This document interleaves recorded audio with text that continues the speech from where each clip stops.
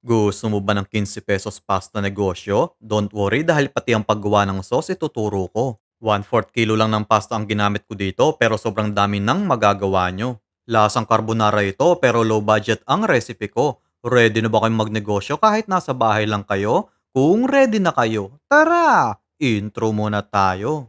Kung bago ka sa channel ko, please click the subscribe button and the notification bell icon para ma-update kayo sa susunod nating mga video. Sarap. Tamis. Oh yes. Gagamit tayo ng 2 tasang peneregate. So magpakulo tayo ng tubig. Then maglagay tayo ng 1 kutsaritang asin at 1 kutsarang mantika. Guys, peneregate ang tawag sa pasta na to. Pahaba siya tapos may ridges din po ito. Ilalaga muna natin to ng ilang minuto. So, okay na to? O, di ba? Ang ganda ng pagkakaalsa. Ilagay muna natin sa strainer at banlawan ng tubig para hindi ma-overcook. Next, hiwain natin ng pie square yung ating sliced ham. Bale, 3 piraso nito ang gagamitin ko. Ganito lang dapat kaliit ang pagkakahiwa nyo. Next, 35 grams of cream of mushroom powder ang gagamitin ko. Nagbuhos lang ako ng 2 tasang tubig dito. Guys, heto yung nakasachet na nabibili sa mga grocery stores.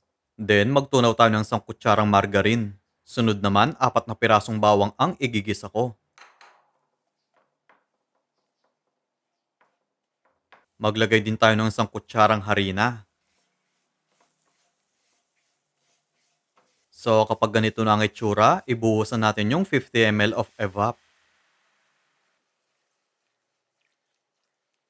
Tapos, yung ating tinunaw na cream of mushroom powder. Mas mura ito kasi hindi na tayo gagamit ng all-purpose cream dito. Then, 1 kutsaritang paminta ang ilalagay ko.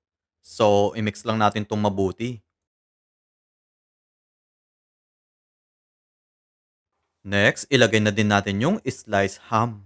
Maluluto na to habang pinapalapot ko yung sauce ko. Pwede nyo din tong gamitin sa carbonara pasta nyo. Bagay na bagay yung sauce na to lalo na kung nagtitipid kayo. So, kapag ganito nakalapot, it means okay na to. Ilagay muna natin sa bowl para hindi ma-overcook.